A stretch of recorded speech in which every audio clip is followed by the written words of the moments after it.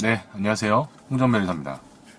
네, 오늘 준비한 영상은요, 제가 얼마 전 그 강의에서 질문을 받았던 내용에 대해서 좀 구체적으로 좀 설명을 드리려고 따로 영상을 만들었습니다. 제가 긴급히 영상을 만드는 바람에 차 안에서 이렇게 영상을 찍게 되었는데요. 질문 내용이 이런 내용이 있었습니다. 이제 시제품 개발 업체 이제 대표님이셨는데, 시제품 개발하는 과정에서 이제 제품 개발 다 완료됐고 다 일처리 맞춰줬는데 그 상대방이 특허를 내버린다든지 이렇게 되면 어떻게 되느냐. 그래서 많은 분들이 이제 위탁 개발 업체들하고의 어떤 권리 분쟁 문제, 사후적으로 그런 권리 분쟁 같은 게 많기 때문에 사실 그런 거에 대해서 이제 궁금해 하시는 분들이 꽤 많은 것 같아요.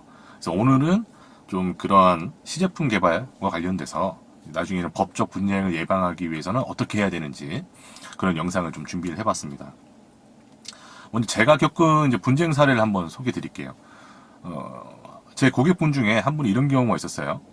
위탁 개발 업체를 통해 가지고 제품 개발을 의뢰했는데 그 제품 개발이 다 완료됐음에도 완료됐고 그 제품을 이제 납품을 했겠죠. 그래서 위탁을 의뢰한 그 대표님에게 납품을 했는데 나중에 이 제품을 팔려고 보니까 이 위탁 대상물이 됐던 그 개발 제품과 관련돼서는 위탁 개발 업체에서 뭐 지식재산권을 등록을 받은 거예요. 그래서 그것을 팔지 못하게 뭐 경고장을 보낸다든지 또 이러한 법적인 제재를 받아가지고 소송에 들어간 케이스가 있었거든요. 그래서 저희가 흔히 생각하기에는 위탁 개발 업체가 너무 나쁜 거 아니냐. 그런 것도 당연히 위탁을 받았으면 개발품과 동시에 이제 지식재산권도 다 의뢰자들한테 돌려줘야 되는데 그것을 하지 못했다 이렇게 해서 비판하시는 분들도 있고, 저도 그때 당시 이 사건을 접했을 때 어떻게 이런 일이 있을 수가 있느냐. 물론 세상 살다 보면 별의별 일이 많겠지만 좀 그 위탁을 의뢰한 대표님 입장에서는 굉장히 속상했을 것 같다, 뭐 그런 생각이 들었었습니다. 근데 사실은 제가 더 많은 사례들을 경험하면서 느꼈던 것은 위탁 개발업체나 또 위탁 의뢰자, 위탁 의뢰자분들은 이제 갑이 되고 위탁 개발을 맡으신 그 대표님 쪽에서는 이제 을이 되시는데 이 갑을 모두 다 각자 그런 이제 권리를 주장하실 수 있는 부분이 있거든요. 그래서 어떻게 하면은 서로 간의 이런 분쟁을 최소화할 수 있는지 그런 부분에 대해서 좀 설명을 좀 드려볼까 합니다. 자, 먼저 위탁 개발 업체에서 뭐 요즘은 이제 위탁 개발 업체를 통해서 개발 많이 하는데 과연 이러한 창작물에 대해서는 누가 권리를 가져가느냐 이런 부분이 있습니다. 자, 이 부분은 사실 명쾌하게 답변을 하기가 좀 어려운 부분이 있는데요. 여러분 요즘에는 우리가 제조업도 본인이 직접 제조하시는 분도 있지만 상당수 많은 대표님들은 그 외부에 위탁 개발을 의뢰를 하시거든요. 자, 그러면 개발을 실제로 누가 했느냐 이 부분이 사실 문제가 될 수가 있어요. 그래서 중요한 것은 누가 실질적인 지식재산권과 관련된 권리를 가져갈 수 있느냐 이런 부분입니다. 자, 먼저 저희가 뭐 특허법이나 뭐 디자인법이나 뭐 실용시장법에서도 그렇게 규정되어 있지만 기본적으로 지식재산권 같은 경우에는 발명을 한 자, 창작을 한 자에게 원시적으로 기속되도록 되어 있습니다. 물론 발명자나 창작자들이 그 권리를 가져간다 하더라도 이것은 사후적으로 그 등록받을 수 있는 권리 자체를 이전할 수 있기 때문에 당사자들 간의 계약에 의해서 그 권리 관계가 변동이 될 수는 있습니다. 자, 그런데 여기서 이제 문제는 누가 진정한 발명자냐, 누가 진정한 창작자이냐라고 하는 부분입니다. 이 부분에 대해서 다툼이 없다라고 하면은 오히려 당연히 발명을 완성한 자에게 권리가 기록되는 게 맞는데 크게 세 가지 정도로 나눠볼 수가 있을 텐데요. 첫 번째는 개발 의뢰자 즉 갑 측에서 모두한 개발 관련된 사항들을 다 정리를 해가지고 실질적으로 아이디어를 완성 다 시킨 상태에서 개발업체한테 의뢰하는 경우입니다. 이 경우라면 실질적으로 발명의 완성은 개발 의뢰자인 갑 측에서 했기 때문에 그 발명에 대한 권리, 창작에 대한 권리는 원칙적으로 개발 의뢰한 갑에게 기속된다라고 보는 게 맞을 것 같고요. 자, 두 번째는 갑이 아이디어를 다 제대로 완성을 못했어요. 그러니까 어떠한 아이디어를 제대로 구체화시키지 못하고 단순히 이제 이러이러한 성능을 가진 제품을 만들고 싶다라는 정도에만 계약이 이루어진 경우입니다. 자, 이런 경우라면 위탁 개발 업체 측에서도 여러 가지 그 개발 의뢰자 측에서 해결하고자 하는 그런 기술적인 부분들을 해결하기 위해서 본인들만의 창작의 노력으로 인해서 그 부분을 해결을 하는 경우가 많거든요. 그래서 이 경우라면 물론 좀 다툼의 여지는 좀 있을 수 있지만 실질적으로 개발을 완성한 곳은 개발 위탁 업체이기 때문에 개발 위탁 업체에게 발명의 권리가, 창작의 권리가 기속된다고 볼 수 있을 것 같습니다. 또한 이제 세 번째로는 이 부분은 조금 이제 다툼이 좀 많은 케이스가 이런 케이스가 되는데, 개발 의뢰자인 측하고 그 위탁 개발 업체 측에서 공동으로 발명을 한 경우도 있을 수 있습니다. 즉, 그 갑 측에서 우리는 이러한 성능에 이러한 식으로 제품을 만들어주세요, 개발해주세요라고 의뢰를 하는데, 상당 부분 아이디어가 개발되어 있지만 사실 이것을 시제품화하는데 많은 노력들을 또 위탁 개발 업체 측에서도 보완을 해주거든요. 그렇게 보면은 어떻게 보면 이 하나의 그 제품이 완성되기까지에는 갑과 을이 공동으로 노력해가지고 상호 의사 결정이라든지 그런 연구를 통해가지고 어떻게 하면 하나의 완성된 권리를 발명을 완성했다라고 볼 수가 있거든요. 자, 이런 경우라면 저희 뭐 특허법상이나 여러 가지 판례상에 따르면 공동 발명이 되기 때문에 그 권리는 갑과 을 모두에게 공동으로 기속된다라고 볼 수도 있습니다. 물론 이것을 얼마큼 실질적으로 상호적으로 단순한 그런 의사교환뿐만 아니라 이것을 해결하기 위해서 서로 간의 뭐 아이디어라든지 뭐 이런 것들, 설계 부분들을 얼마큼 공유를 같이 했느냐, 이 부분은 이제 법정에서 다투어질 문제이긴 하지만 크게 갑의 발명을 인정받는다든지 을의 발명으로 인정받는다든지 아니면 공동 발명으로 인정받을 수 있다는 것입니다. 자, 그래서 특허법상이나 뭐 이런 지식재산권 관련돼서는 원칙적으로 창작을 한 자에게 권리가 기속되게 된다라고 볼 수가 있습니다. 자, 그러면 두 번째로, 자, 그럼 분쟁을 예방하기 위해서, 그러니까 갑 측의 입장에서나 을 측의 입장에서나 이러한 분쟁을 해결하기 위해서, 예방하기 위해서는 어떠한 조치가 필요하냐, 이 부분에 대해서 좀 알아보도록 하겠습니다. 제가 오래전부터 이것은 뭐 강의나 아니면 상담을 통해서도 많이 안내를 드렸는데요. 첫 번째는 첫 단추를 잘 끼워야 됩니다. 이 첫 단추는, 위탁 개발에 대한 첫 단추는 바로 위탁 개발 계약서라고 할 수 있습니다. 즉 제대로 계약서가 쓰여져 있지 않으면 향후에 이런 분쟁이라든지 이런 부분들을 발생하는 것을 막지 못하는 그런 안타까운 경우가 있을 수 있습니다. 제가 놀란 부분 중에 하나는 대부분의 위탁 개발 관련된 계약과 관련돼서 상호 간에 계약서를 안 쓰는 경우가 꽤 많다는 것입니다.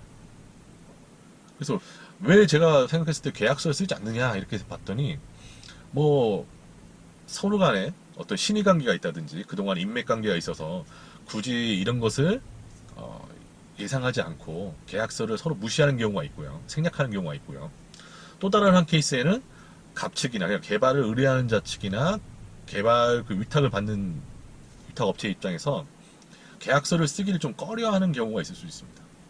이 부분은 향후에 문제가 됐을 때 반드시 이 계약서가 가장 주요 핵심 그 문제가 되는데, 이 계약서를 어느 일방이 있으면 쓰길 꺼려해서 상대방의 협조를 요구하기가 좀 어려운 경우도 있을 수 있습니다. 자, 그래서 제가 뭐 늘 말씀드리는 거지만 사람 일은 알 수가 없거든요. 언제 어떻게 어떤 분쟁이 일어날 수 있을지 모르기 때문에 일단 위탁 개발과 관련돼서는 계약서를 반드시 작성해 두시는 게 저는 바람직하다고 봅니다.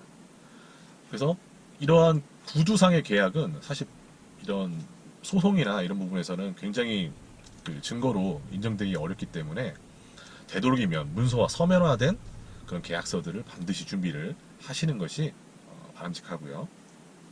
자, 그럼 이 계약서를 뭐 어떤 형식으로 쓰셔야 되느냐? 그것은 뭐 말 그대로 계약서이기 때문에 본인들이 필요한 사항들을 적으시면 되는데, 꼭 빠져서는 안 될 부분들을 먼저 말씀드리겠습니다. 첫 번째는 그 개발과 관련된 개발 범위에 대한 부분입니다. 도대체 이 개발을 어느 부분까지 어떤 사항으로 얼마만큼 개발을 의뢰를 하는 것인지 계약서 내에 그것이 구체화되면 구체화될수록 유리합니다. 왜냐하면 이것은 갑측의 입장이나 을측의 입장에서나 서로에게 유리합니다. 왜냐하면 갑측 입장에서는 나는 A부터 C까지 개발을 했는데 실제 개발이 된 것은 A에서 B까지밖에 안 됐어요. 근데 그 계약서 내에는 이것이 구체화되어 있지 않은 경우가 있을 수 있습니다. 그러면 실질적으로 어떤 계약 명칭만 갖다 놓고 보면 제3자 입장에서는 이게 A부터 B까지의 개발을 의미하는 것인지 아니면 A부터 C까지 개발을 의뢰한 것인지 그게 불명확하기 때문에 또 논쟁의 소지가 될 수가 있습니다. 그래서 이왕이면 개발 업체에서 미리 이제 견적서라든지 이런 것들을 줄 거 아닙니까? 그래서 그 부분에 대한 내용들 그것을 계약서 내에도 반드시 포함시켜 주시는 것이 좋고요. 또 필요하다면 별첨으로 해가지고 이러이러한 사항에 대해서는 개발이 범위로 한다라고 해서 좀 구체적으로 명확하게 기재해 주시는 것이 바람직합니다. 자, 두 번째는 산출문과 관련된 부분입니다. 산출문.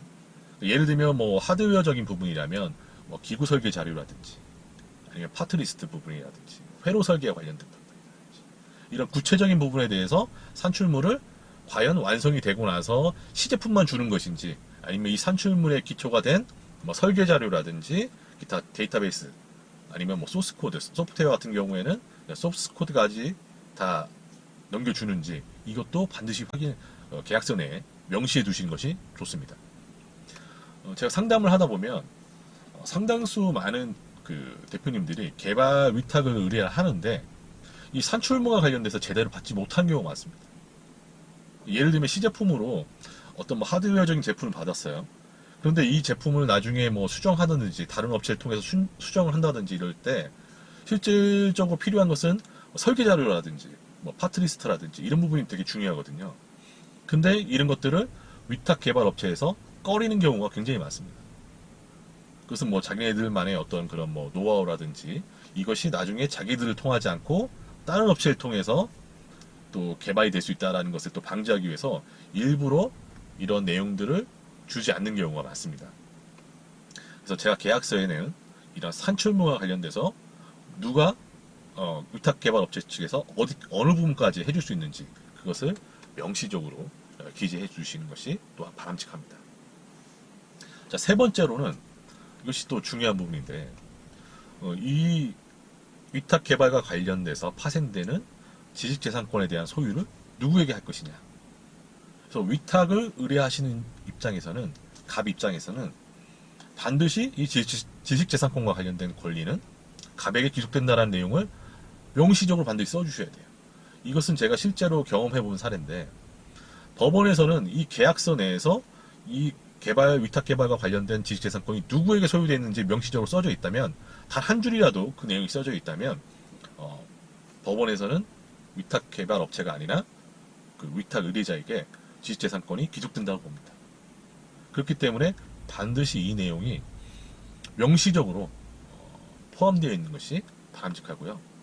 대부분의 국가에서 지원해주는 지원 사업이라든지 연구개발 과제에서 이런 위탁 계약을 맺을 때 표준 위탁 개발 계약서를 줍니다. 이 내용에도 그 내용들이 항상 들어가 있습니다. 지식재산권과 관련된 혹은 산업재산권과 관련된 그런 산출물을 누구에게 기속시켜 주는지 반드시 개발을 의뢰한 자에게 기속시키도록 되어 있습니다. 자, 그러면 개발 위탁업체 입장에서는 물론 돈을 받고